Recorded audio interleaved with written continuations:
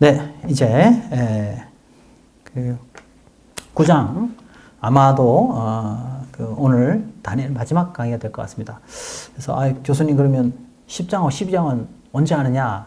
9장까지 내용을 충분히 이해하면 10장에서 12장까지는 주로 이제 안티오쿠스 에피파네스의 내용이 아주 더 좀 상세하게 나열되고 있기 때문에 그것은 우리 직접 이제 다니엘을 읽어가시면서 그렇게 해석하시고 해도 큰 문제는 없을 것 같습니다.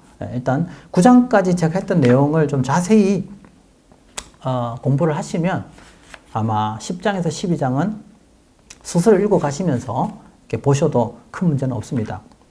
제가 아까 말씀드린 것처럼 북방왕과 남방왕에 대한 이야기, 아까 그 헬라 제국이 네 제국으로 나누어지는데 특별히 그 시리아 지역을 다스리고 있던 셀루쿠스 왕조하고 또 이집트 지역을 다스리고 있었던 프톨레미 왕조가 서로 계속해서 이제 서로 이제 권력 다툼을 하는데 그 중간에서 그래서 이제 그 셀루쿠스는 북방왕이 되고요. 그다음에 프톨레미는 남방왕이 됩니다. 그래서 북방왕과 남방왕의 서로 어떤 그런 그 알력 다툼과 싸움의 중간에서 그 이스라엘이 엄청난 고통을 겪게 되는 거거든요. 그 과정을 10장, 11장이 이제 자세히 설명하고 있기 때문에 그거는 여러분들이 읽어가시면서 또 여러 주석들을 참석하시면은 본문 내용을 이해하는 데 큰 문제가 없겠다. 오늘은 저 이제 9장을 좀 살펴보겠습니다. 9장은 이제 다니엘이 또 이제 환상을 보게 되는데 9장의 해석에 이제 큰 난제는 이제 70일에라는 겁니다. 70일에. 그래서 오늘 여러분하고 70일에 대해서 좀 설명을 하고 그래서 오늘 내용을 마치도록 그렇게 하겠습니다. 자, 다니엘서 9장을 보면 다니엘이 이제 또 이제 환상을 보게 됩니다. 메대 족속 아하수에르의 아들 다리오 이렇게 돼 있죠. 제가 지난번에 다리오에 대해서 계속 설명해 드렸습니다. 자, 그래서 이제 다리오가 이제 왕이 되는데요. 근데 이 다니엘이 이제 환상을 보던 그때에 이 다니엘은 예레미야 선지자의 그 예언을 이제 묵상하면서 하나님께서 이제 곧 이스라엘이 70년간의 포로 생활을 마치고 이제 회복하게 될 것이라는 그런 그 예루살렘 그 예레미야의 그 메시지를 묵상하면서 이제 70년이 다 되어 가니까 하나님께서 빨리 이스라엘을 회복시켜 달라는 그런 어떤 소망을 가지고 기도하는 내용이 이제 9장 이제 전반부입니다. 자, 그래서 이제 근데 9장 전반부에서 참 우리가 이제 다니엘서 9장은 특별히 그 공동체, 특히 그 공동체의 아픔과 공동체의 문제를 가지고 있을 때 어떻게 기도하는 것이 좋은가에 대한 하나의 좋은 모범이 됩니다.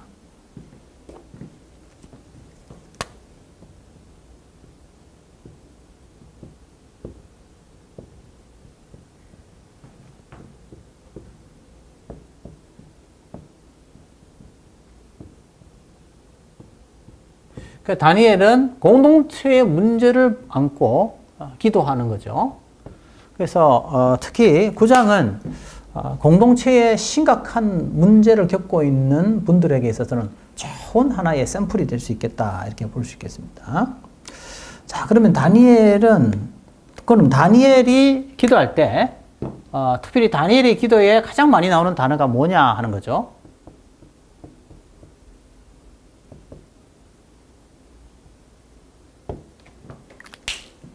다니엘의 기도에 가장 많이 나오는 단어 중에 하나가 바로 우리라는 그 표현인데요. 다니엘은 이스라엘의 회복을 고대하면서 제일 먼저 뭘 하느냐 하면 하나님 앞에 이제 회개의 기도를 드리는데 3절을 한번 보죠. 내가 금식하며 벼옷을 입고 죄를 덮어쓰고 주 하나님께 기도하며 간구하기를 결심하고 하면서 이제 4절에 이렇게 다니엘이 고백합니다. 내 하나님 여호와께서 기도하며 자복하여 이르기를 크시고 두려워할 주 하나님 주를 사랑하고 주의 계명을 지키는 자를 위하여 언약을 지키시고 그에게 인자를 베푸시는 이시여 하면서 5절 첫 마디에 제일 먼저 나온 단어가 뭡니까? 우리는 이라는 표현이에요. 6절에도 어떤 표현합니까? 우리가. 그죠? 7절도 볼까요? 주여 공의는 주께로 돌아가고 수치는 우리 얼굴로. 계속해서 우리. 8절도 한번 볼까요? 주여 수치가 우리에게 돌아오고 우리의 왕들과 우리의 고관들과 조상들에게 돌아온 것은 우리가 주께 범죄했습니다. 우리가. 자, 여러분, 이스라엘이 70년간의 혹독한 포로 생활을 한 것은 사실은 누구의 죄값이 큽니까? 엄격히 따지면 조상들이죠. 다니엘은 아주 어린 나이에 잡혀왔단 말이죠. 그런데 다니엘이 지금 이 이스라엘의 죄를 어떤 식으로 고백하느냐면 그 조상들과 자신을 절대로 뭐하지 않아요? 분리하지 않는다.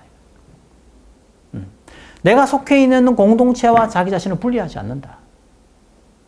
이게 바로 뭡니까? 이게 바로 남은 자의 전형이에요.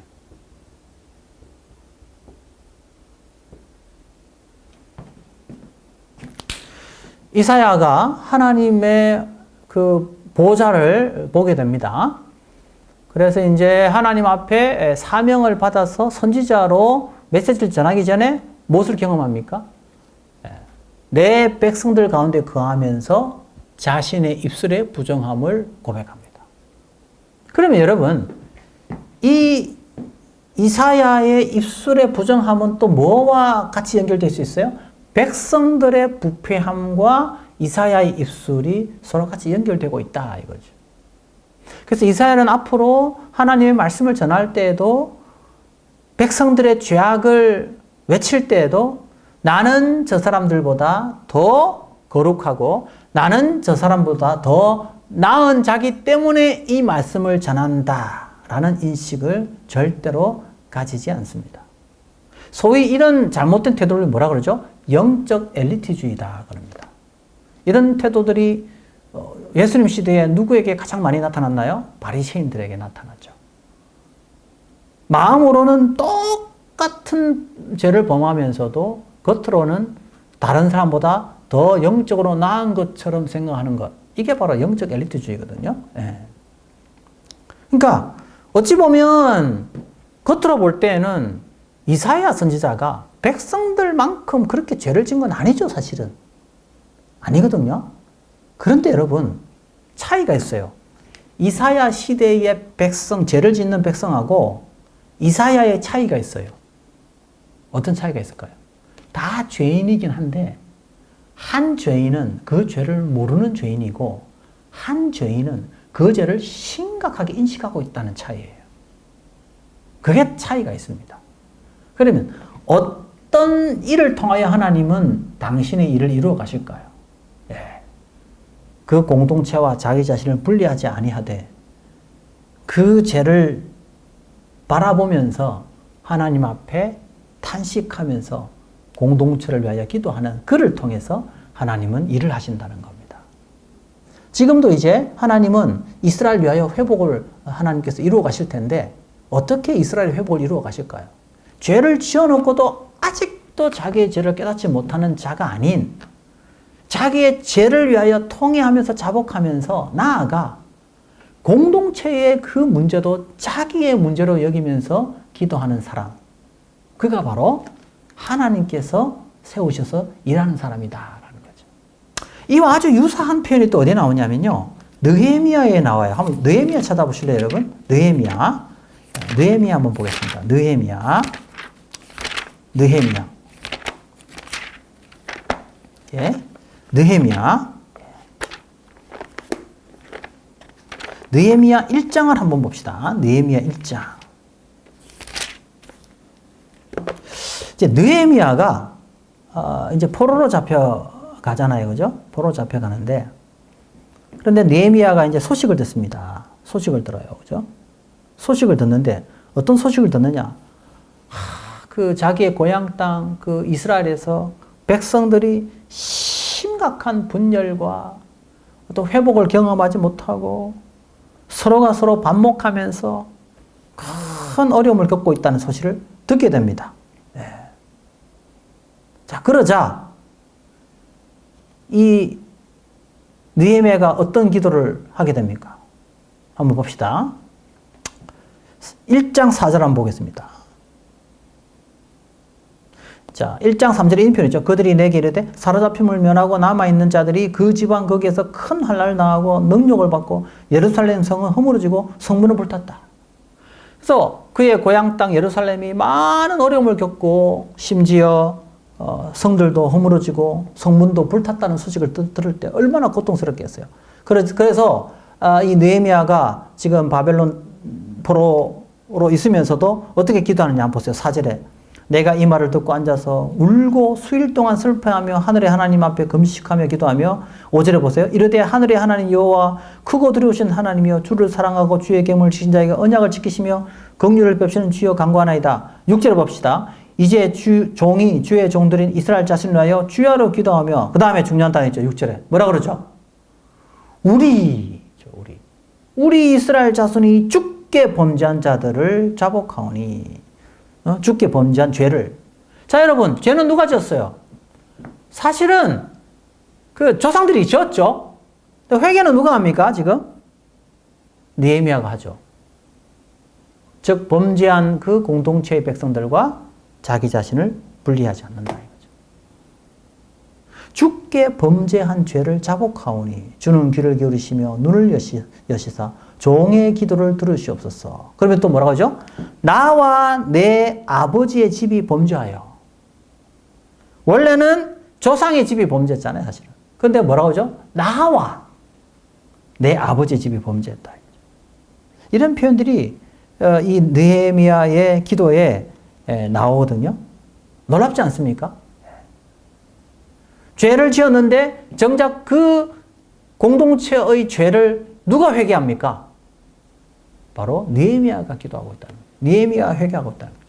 그래서 하나님은 이스라엘 회복을 위하여 누구를 들어 사용하십니까? 바로 느헤미야를 들어서 사용하신다. 영적 엘리트주의에 빠져 있는 사람을 사용하시는 것이 아니라 자기의 죄를 탄식하고 자기의 죄를 고백하는 그를 통해서 일을 하신다는 거죠. 그 합동신학대학원대학교에 우리 그 역사신학 가르치셨던 김영재 교수님이 쓴 그 글과 책을 보면 그 독일 고백교회 이야기를 소개하는 글을 제가 읽은 적이 있어요. 근데 거기 보면 그 독일 고백교회가 이제 나치 히틀러에 대항해서 싸우다가 나중에 이제 히틀러가 망한 다음에 이 독일 고백교회가 제일 먼저 한 일이 뭐냐? 죄책 선언문을 선언했다고 합니다. 죄책 선언문.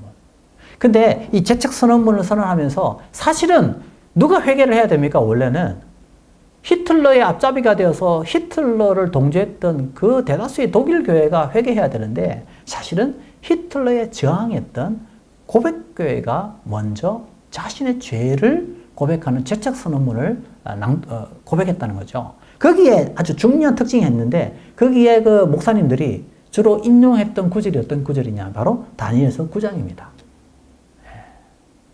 다니엘의 이 기도, 우리는 이미 범죄하여, 우리는. 그래서 그 독일 교회에, 특히 고백교회의 목사님들이 죄책 선언문을 쓸 때 많이 썼던 용어 가운데 하나가 바로 우리는 이라는 표현이에요. 그래서 저는 이런 표현이 참 좋은 것 같아요.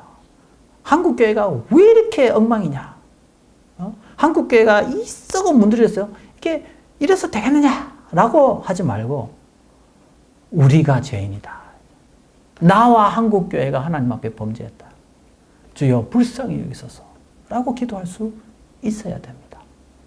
그래서 저는 이제 저에게 감동을 줬던 여러 설교 가운데 하나가 바로 평양 대부흥운동 기념 대회 때 돌아가신 옥하는 목사님의 설교. 굉장히 저에게 큰 감동을 주었습니다. 왜 감동을 주었느냐? 옥하는 목사님 스스로 죄인이라고, 내가 죄인이라고 탄식하면서 한국교회의 문제를 비판은 하시되 그것이 바로 자기의 문제였다고 이렇게 탄식하면서 자기의 메시지의 문제, 교인들을 바라보면서 교인들이 원하는 메시지를 전하려고 했던 자신의 문제를 이렇게 탄식하면서 고백했던 그 메시지가 상당히 제게 인상이 깊었거든요. 저는 우리 한국 교회가 이것이 회복되어야 된다고 생각을 해요. 다니엘의 이 우리가 범죄하였나이다 라는 그런 죄책의 회개의 고백, 이게 저는 회복에 굉장히 중요한 그런 자세다. 그래서 대다수 한국교회가 참 문제가 있고 한국교회가 빨리 회복해야 되고 새로운 부흥을 경험해야 된다고 다들 이야기하는데, 그러면서도 뭐 놓치고 있는 게 뭐냐 이거죠. 교회가 문제라는 거죠. 한국 교회가 문제라는 거죠. 자기가 문제라는 인식은 거기에서 자꾸 배제시키는 거죠. 한국 교회의 문제는 결국 나의 문제와 떨어져 있는 것이 아니다.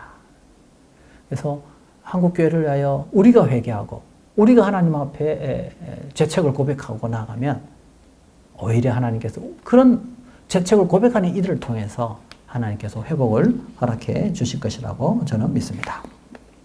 그 다음에 이제 가장 구약의 큰 난제 가운데 하나가 이제 그러면서 하나님께서 이제 이스라엘을 회복시켜 주실 것을 약속을 하면서 이제 특히 이제 천사 가브리엘이 와서 이제 이렇게 설명을 쭉 또 합니다. 그러면서 이제 24절부터 이제 27절까지가 이제 다니엘서 9장의 가장 어려운 70일에 대한 내용이 여기에 나오는데요. 그것도 한번 읽고 우리가 좀 이 내용을 살펴보는 것이 좋겠다는 생각이 들어요. 우리 배 목사님이 한번 혹시 본문이 있으면은 한번 24절부터 27절까지 한번 크게 한번 읽어 주십시오. 9장 24절. 예, 9장 24절부터 9장 27절 내용을 좀 한번 쭉 읽어 주시면 감사하겠습니다. 내 백성과 내 거룩한 성을 위하여 이런 이래를 기한으로 정하였나니 허물이 그치며 죄가 끝나며 죄악이 용서되며 영원한 의가 드러나며 환상과 예언이 응하며 또 지극히 거룩한 이가 기름 부음을 받으리라. 그러므로 너는 깨달아 알지니라. 예루살렘을 중건하라는 영이 날 때부터 기름 부음을 받은 자 곧 왕이 일어나기까지 7이레와 62이레가 지날 것이요 그 곤란한 동안에 성이 중건되어 광장과 거리가 세워질 것이며 62이레 후에 기름 부음을 받은 자가 끊어져 없어질 것이며 장차 한 왕의 백성이 와서 그 성과 성소를 무너뜨리려니와 그의 마지막은 홍수에 휩쓸림 같을 것이며 또 끝까지 전쟁이 있으리니 황폐할 것이 작정되었느니라. 그가 장차 많은 사람들과 더불어 한 일의 동안의 언약을 굳게 맺고 그가 그 일의 절반에 제사와 예물을 금지할 것이며 또 포악하여 가증한 것이 날개를 의지하여 설 것이며 또 이미 정한 종말까지 진노가 황폐하게 하는 자에게 쏟아지리라 하였느니라 하니라. 네. 자, 이게 이제 참 우리 다니엘을 해석할 때 가장 이제 논쟁 중에 하나가 되는 소위 말하면 71회, 숫자로 따르면 이제 71회가 되는데요. 이 71회의 해석을 크게 세 가지로 나누어서 좀 보면 좋겠다. 저는 개인적으로 그렇게 생각해요. 그럼 어떻게 나누냐? 첫 번째 이제 이슈는 이게 문자적으로 해석해야 되느냐, 상징적으로 해석해야 되느냐. 이렇게 이제 또 해석이 될 수 있고. 그래서 이건 또 비슷하게 역사적으로 해석해야 되느냐, 아니면 비역사적으로 해석해야 되느냐. 이렇게 또 볼 수가 있고. 또 이게 비평적으로 봐야 되느냐. 즉, 비평적으로 본다는 말은 후대의 사람이 이미 쭉 진행되어 온 역사를 해석한 것으로 봐야 되느냐, 평가한 것으로 봐야 되느냐, 아니면 이거를 미래의 예언으로 봐야 되느냐. 이렇게 좀 나누어서 볼 수 있을 것 같은데요. 저는 개인적으로 이거를 저는 상징적으로 보고, 그러나 당연히 이거는 역사로 일어나는 사건에 대한 이야기겠죠. 그리고 그것을 예언적으로 보는 것이 저의 입장입니다. 물론 다르게 볼 수도 있습니다만 저는 그렇게 보는 것이 좋겠다 하는 게 제 입장인데, 자, 그러면 다양한 견해들을 한번 살펴보겠습니다. 다양한 견해들.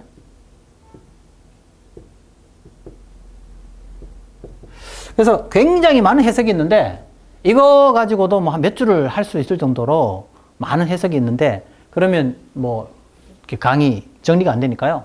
제가 그 많은 해석 중에서 몇 가지를 추려서 해보도록 하겠습니다. 첫 번째는 이제 비평적 입장이에요.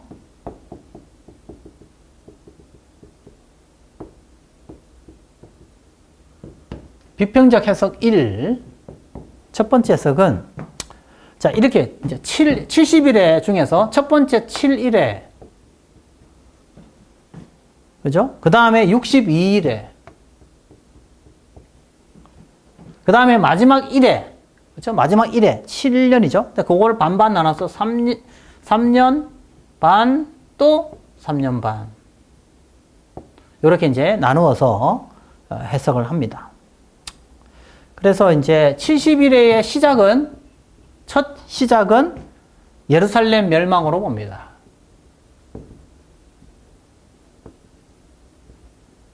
예루살렘 멸망으로 보고, 이걸 주전 586년, 뭐 어떤 사람은 7년이라고도 합니다. 예, 이거는 뭐 학자들마다 달라요.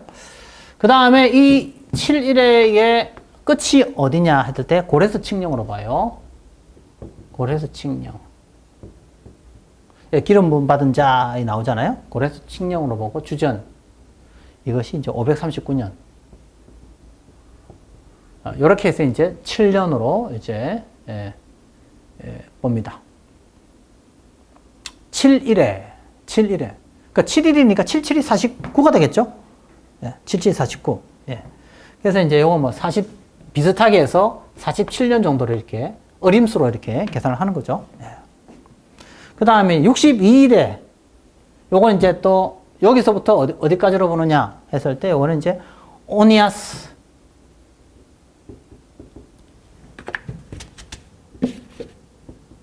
오니아스 제사장이 이제 죽거든요. 예.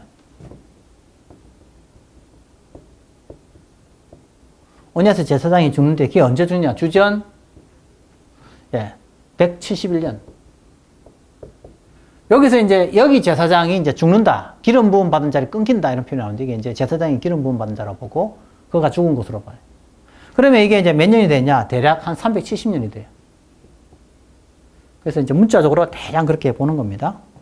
그 다음에 여기서부터 여기까지 기간이 이제 성전이 유린되고, 성전 유린이 이제 여기서부터 시작되고, 마지막 언제까지 되느냐? 성전 재봉헌.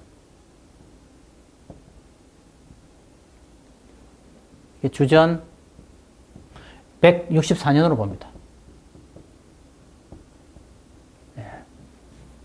그래서 이제 오늘 본문에 보면 이렇게 했죠. 24절에 여기 보면 뭐 24절 보니까 지극히 거룩하니까 기름 부음을 받으리라. 그죠? 이게 이제 고레스 칙령을 말하는 거고요.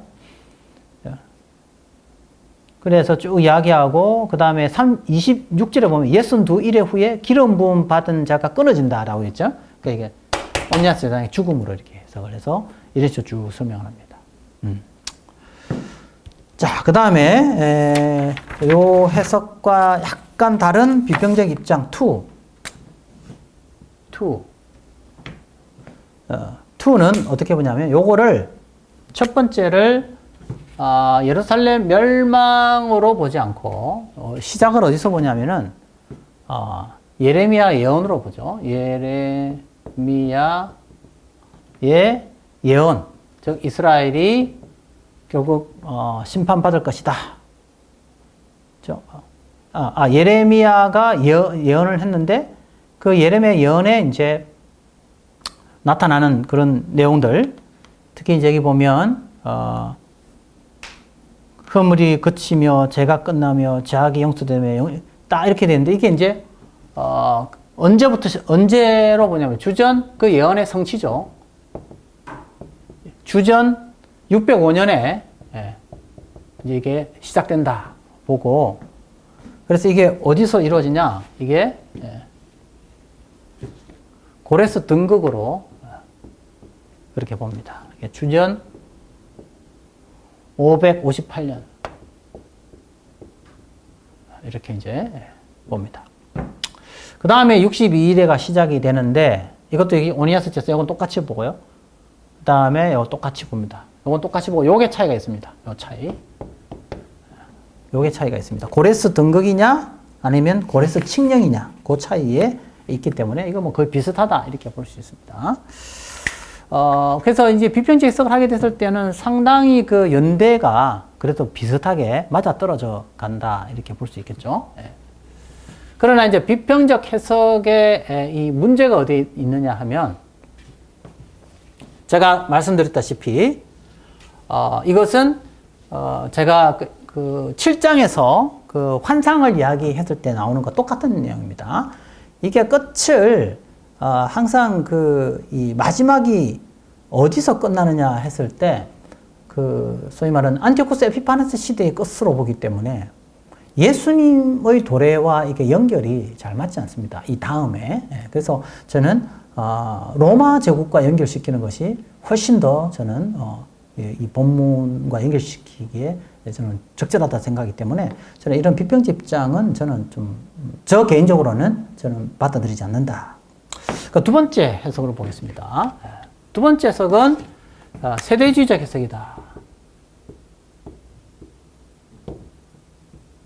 세대주의적 해석은 알다시피 여러분 잘 아시겠죠? 세대를 다 나누어서 특히 이제 신약 시대를 이제 그 구약 시대 율법, 신약 시대는 교회 시대 이렇게 이제 해석을 하는 건데,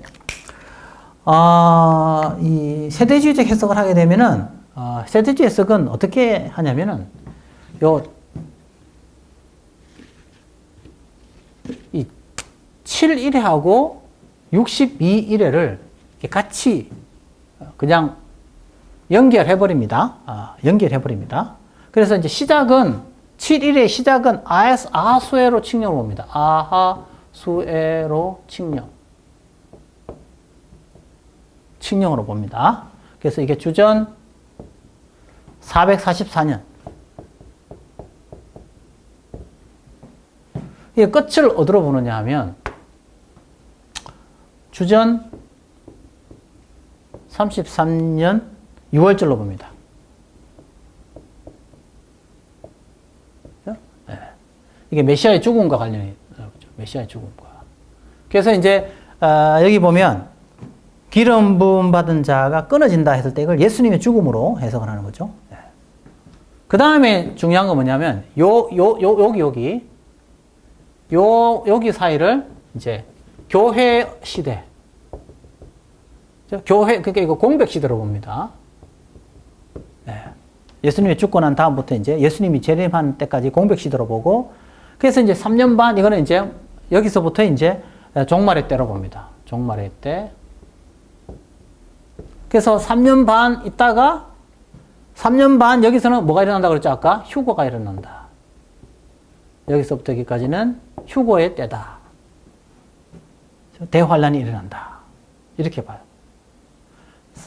여기서부터 이제 종말의 때가 시작이 되는데, 특히 마지막 3년 반 때, 극심한 대환란이 일어난다. 극심한 대환란. 그래서 휴거가 일어난다. 이렇게 해석을 합니다. 자, 그러면 세대주의 해석의 가장 큰 문제는 뭡니까? 갑자기 여기에 뭘 넣어버려요? 공백의 시대를 넣어버려요. 네. 문자적으로 해석하는데, 숫자로 이렇게 해석을 해서 문자적으로 해석을 하는데, 뭐가 안 맞느냐? 중간에 공백을 만들어버려요. 이게 이제, 해석이 어렵고. 그 다음에, 이 휴거도 역시 아까 말씀드린 대로 이것은 우리가 수용하고 받아들이기 어렵다. 그래서 저는 개인적으로 이 세대주의 해석은, 문맥에 적절하지 않다. 그렇게 보겠습니다. 자, 그 다음에 또 역사적 해석이 또 하나 있어요. 가장 대표적인 역사적 해석. 요세푸스라는 그 역사가의 해석인데요. 요세푸스의 어떤 해석도 한번 소개해 드리겠습니다. 역사가 요세푸스의 해석. 역사가, 요세푸스는 이제 어떻게 해석하느냐 했을 때, 멸망의 70년. 그렇죠? 그래서 이 예루살렘이 이제, 그래서 시작이, 멸망을 하죠. 멸망이 아까 말한 주전 586년 혹은 7년으로 잡고, 그 다음에 이제 이게 우리 아까 말한 7일에니까요. 7일에서 62. 이게 이제 7 플러스 62. 그렇죠? 예. 그렇게 이제 들어가겠죠. 그래서 이게 예루살렘의 귀환이죠. 예루살렘의 귀환 이렇게 이제 봅니다. 그 다음에 이제 페르시아 34년. 요게 멸망이 70년이네. 빼고 페르시아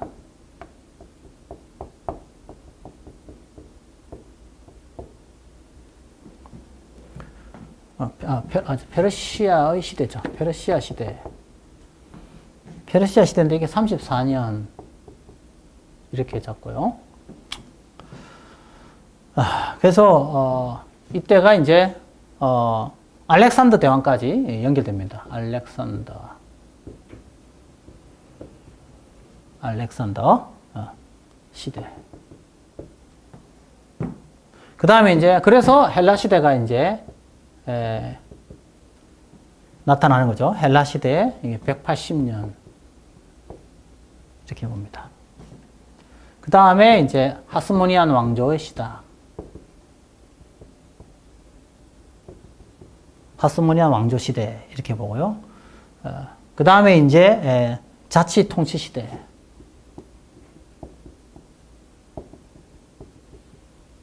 자치 통치 시대. 이걸 103년으로 봅니다. 이때는 이제 헤롯 시대와까지 연결되죠. 하스모니아 왕조 시대부터 헤롯 시대까지 103년이 된다고 봅니다. 그 다음에 이제 마지막이 바로 뭐냐면 이제 로마 시대. 로마 시대. 이것도 이제 103년.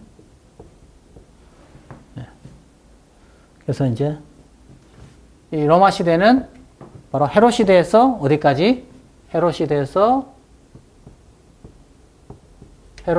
어디까지냐면 바로 로마 시대.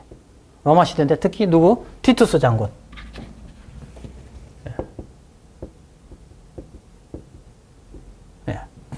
티투스 장군이 결국 이제 성전을 파괴하죠.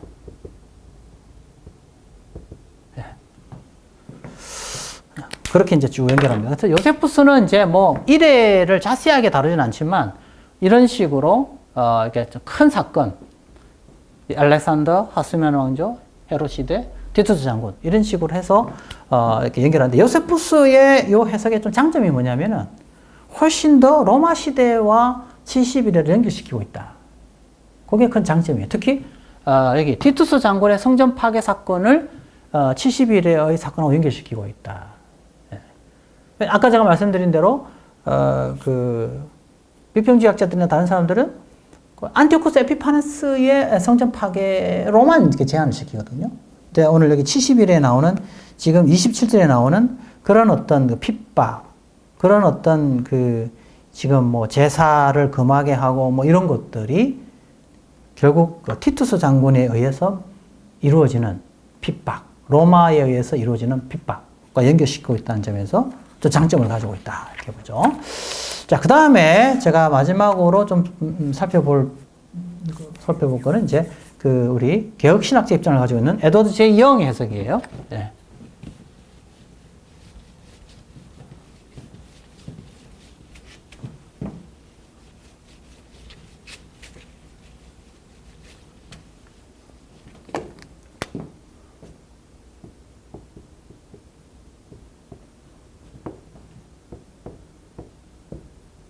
에드워드 J. 영은 이제 소위 말하는 이제 개혁신학적 입장을 대변하는 거죠.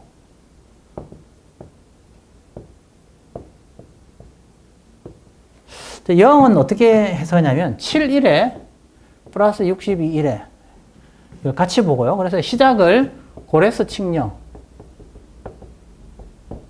7일에 7 플러스 62 첫 시작을 고레스 칙령으로 시작을 봐요. 그래서 주전 539년 그 다음에 62일의 끝을 예수의 죽음으로 봐요. 그 다음에 이제 한일회가 있고, 그 다음에 이제 여기 예루살렘 성전 파괴. 예, 주전 70년. 티투스 장군이라 해야죠. 티투스 장군.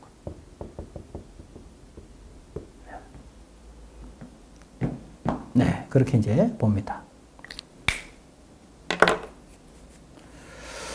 자, 그래서 이 에도 제형의 해석에 의하면은 다 이게 뭐냐면 이게 상징적이다, 문자적이지 않다. 그래서 고레스 칙령에서 예수의 죽음까지의 이 시기로 본다. 그죠? 예, 7. 그 7이라는 것자가 구약에서는 제가 늘 말씀드리지만 뭐라고 그랬죠? 문자적으로 쓰일 수도 있지만 그 7은 또 완전수를 뜻하기 때문에 이 7, 1의 자체도 하나님께서 당신의 계획을 완전하게 이루어가는 어떤 그런 계획을 뜻한다고 볼 수 있습니다. 그래서 7일에와 62일에는 이런 기간을 뜻하는 것이고, 그 다음에 마지막 한 일에, 그 한 일에 바로 이 성전 파괴 사건이 발생하게 된다. 그렇죠? 그렇게 이제 해석을 하게 됩니다. 그러면 이제 70일의 전체가 나타내 주는 건 뭐냐면은 이 70일의 전체를 통해서 역사 속에서 믿는 자들의 핍박과 환난과 고통의 시간이 어떻게 펼쳐지게 될 것인가를 잘 설명해 주는 그런 내용이다라고 보여집니다. 자, 그러나 이 그 70일을 통해서 하나님께서 말씀하시고자 하는 핵심은 어디에 있겠는가 하는 거죠.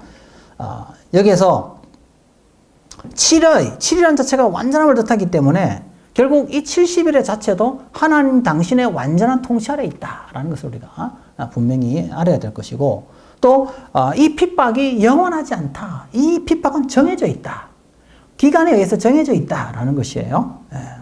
그리고 또 더 분명한 것은 세상의 나라는 반드시 하나님의 심판에 분명하게 무너지게 된다라는 것을 보여주고 있습니다. 그렇기 때문에 이 다니엘서 9장에서 다니엘이 이 70일의 이 메시지를 전해주는 것은 뭐를 의미할까요? 그래, 믿는 자들은 분명히 어려움을 겪는다.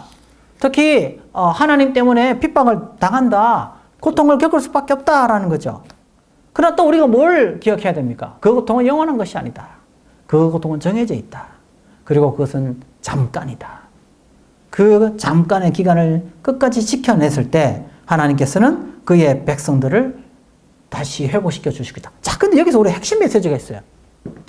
어떤 메시지? 이 고난이라는 것이요. 그죠? 이 고난이 하나님께서 이 고난을 통해서 당신의 역사를 이루신다는 거죠. 70일에라는 이 역사에 뭐가 핵심이냐면 고난이 거기에 중심이다 이거죠. 분명히 고난을 겪는다. 27절에 보니까 그가 장차 많은 사람들과 더불어 한 일해 동안의 언약을 굳게 맺고 그가 일해의 절반에 제사와 예물을 금지할 것이며 또 포악하여 가증한 것이 날개를 의지하여 설 것이며, 그죠? 여기 나오잖아요. 그죠? 가증한 것이 선다. 그죠? 가증한 것이 선다. 그래서 예수님께서 로마에 의해서 멸망을 당할 그것을 예언하면서 가증한 것이 설 것이다라고 예수님께서 예언하고 있단 말이죠. 그렇기 때문에 이 27절에 나오는 이 내용은 티투스 장군에 의해서 이루어지는 바로 그 성전 파괴 사건을 가리킨다고 저는 그렇게 해석을 해요. 자, 그런데 이 고난이 있지만, 이런 고난이 분명히 있지만, 그러나 그 고난이 영원하지 않다 이거죠. 근데 그 고난을 통하여서 또 하나님의 당신의 놀라운 또 그 일하심을 보여주신다는 겁니다. 자, 성전이 파괴됩니다. 그죠? 그리고 로마 장군에 의해서 이스라엘 멸망을 당하죠. 그러나 여러분, 그 다음에 어떤 일이 벌어집니까? 그러나 그 가운데에서 하나님은 또 하나님 나라를 세우시고 또 사도들과 바울이라는 사람을 통하여서 하나님 나라를 든든히 세우면서 그의 복음을 전거하게 되죠. 그러니까 고난이 있고 또 이스라엘이 무너진 것 같지만, 그러나 그 이스라엘 중에서 하나님이 특별히 예수 그리스도를 신실하게 믿는 사람들을 세우실 것이고, 또 그를 통하여 새 이스라엘, 새 언약의 백성들을 통해서 당신의 일을 이루어 가신다는 사실입니다. 그리고 오늘 우리 이 시대에도 하나님께서 어떻게 일을 하시겠습니까? 평안하고 만사능통. 하나님은 그렇게 일하지 않습니다. 목회하면 모든 것이 술술 잘 풀리고, 그렇게 하나님이 우리 목회 일을 하시지 않습니다.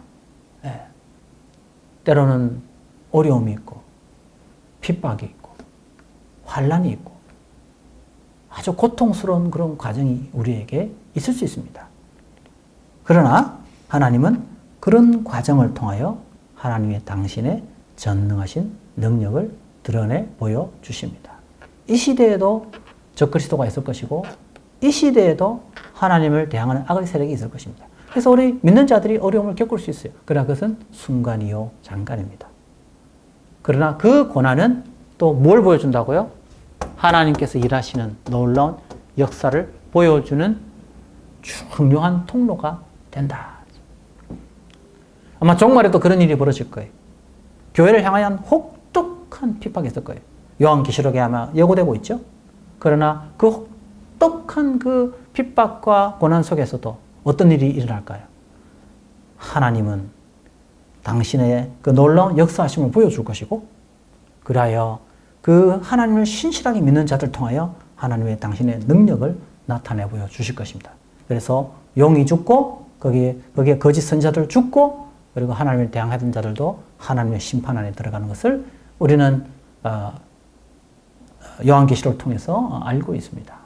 그래서 이 시대를 살아가는 하나님의 언약의 백성들이 고난과 어려움과 환난이 있어도 우리가 잊지 말아야 할 것은 이것은 하나님께서 허락하신 것이고 그 왜 허락하셨느냐? 우리를 통하여 일하시기 위해서다라는 사실을 우리는 깨달을 수 있습니다.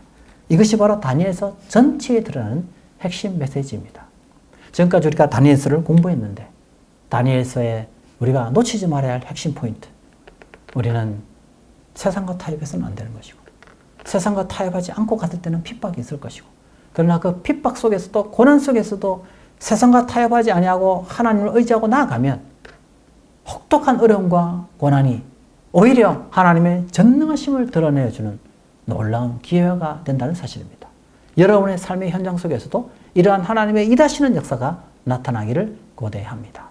감사합니다. 이상 다니엘서 강의를 모두 마치겠습니다. 지금까지 강의 들으셔서 감사합니다.